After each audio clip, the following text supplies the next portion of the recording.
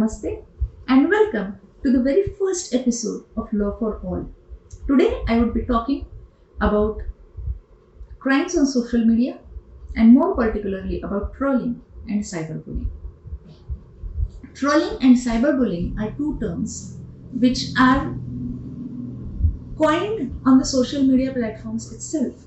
Now, what are social media platforms? Social media platforms are those platforms created on the internet where people can connect with each other, where people can express their opinions, where people can express their thoughts, and which are open for general public or anyone connected on the social media platform to be viewed.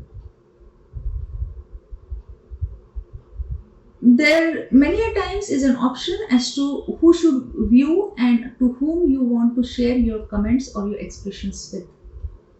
But when you do not exercise that restraint and you make those comments or you make those opinions available for general public to be read, it becomes a public platform. So you essentially become or you essentially make a statement publicly as if you are making it on the physical world. Though social media platforms have come out as a strong platforms for expression of one's thoughts, for expression of one's opinions, they have also become a menace in a way that there is also a lot of misuse on those platforms. When we talk about trolling or cyberbullying, the law book does not recognize these two terms.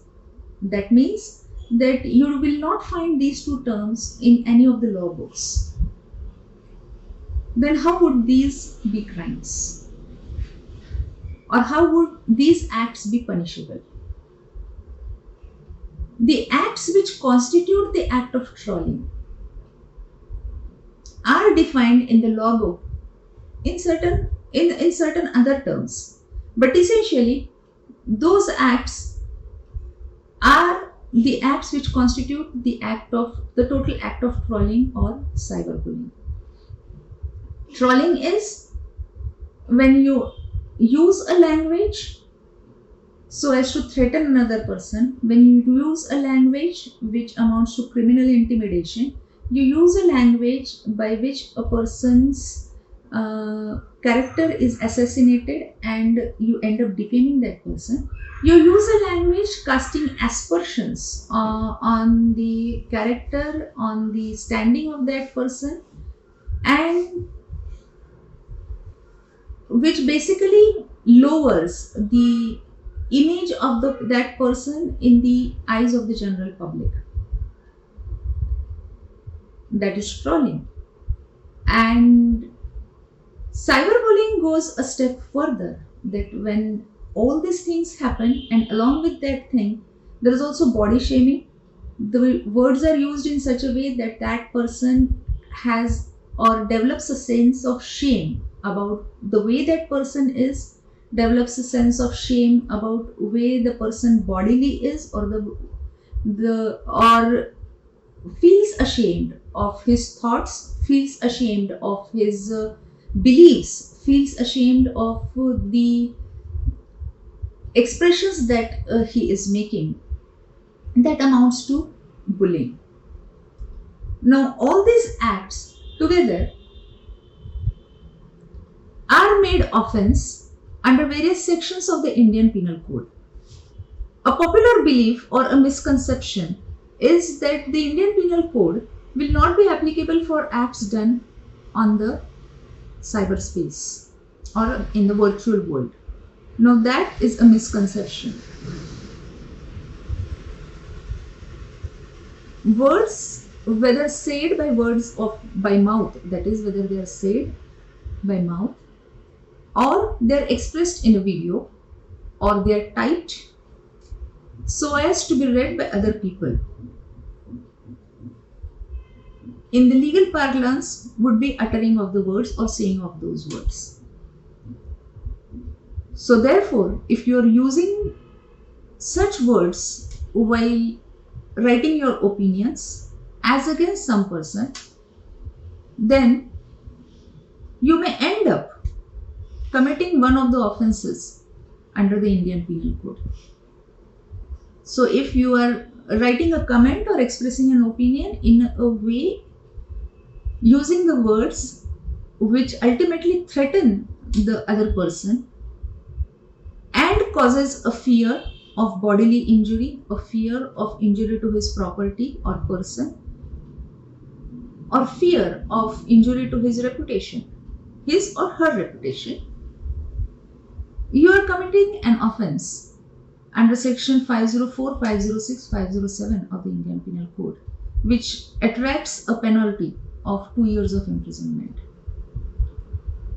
If you are writing some words or some comments which ultimately ends up defaming the other person with regard to whom you are using those words, defamation is lowering that person's image in the eyes of the public falsely.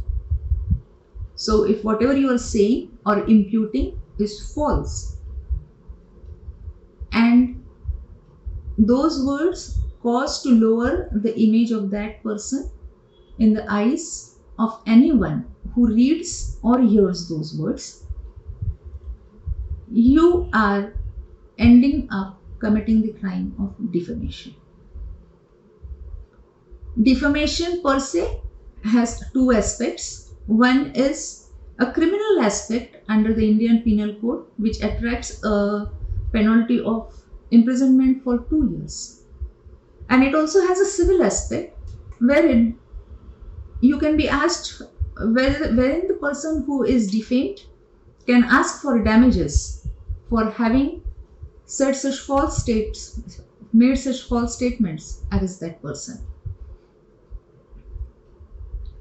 Now, if you are using such words against a woman, against a lady, then you're also ending up committing the offense under section 509 of the Indian Penal Code, that is outraging the modesty of the woman. Again, a misconception that for commission of this offense you have to be in physical contact with the woman. No. Even if you utter certain words which makes that woman feel ashamed, and those words are heard by someone else,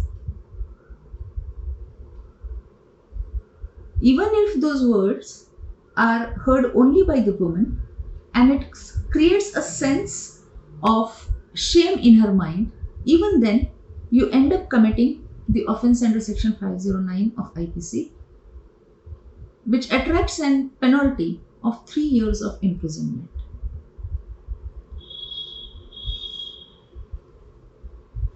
A popular defense that can be taken or that may be taken is that it is our freedom of speech and expression, and we are only voicing our opinion as against their opinion. Yes, of course, you can voice your opinion against anyone else's opinion, and you are entitled to voice such an opinion. But while voicing such opinion, you have to keep in mind that your words do not end up threatening another person, your ends do not end up intimidating another person, your words do not, or your opinion does not end up defaming some other person.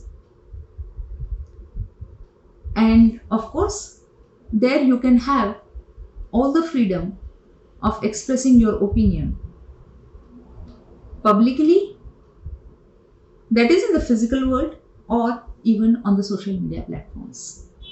Now that was trolling and cyberbullying in a very short term and in the most simplified way that I could tell. To be updated on all such legal tidbits and legal topics which you would be interested in, please stay connected with us. Press the bell icon and subscribe to our channel and stay connected for more on legal topics which are in the interest of the general public. Thank you.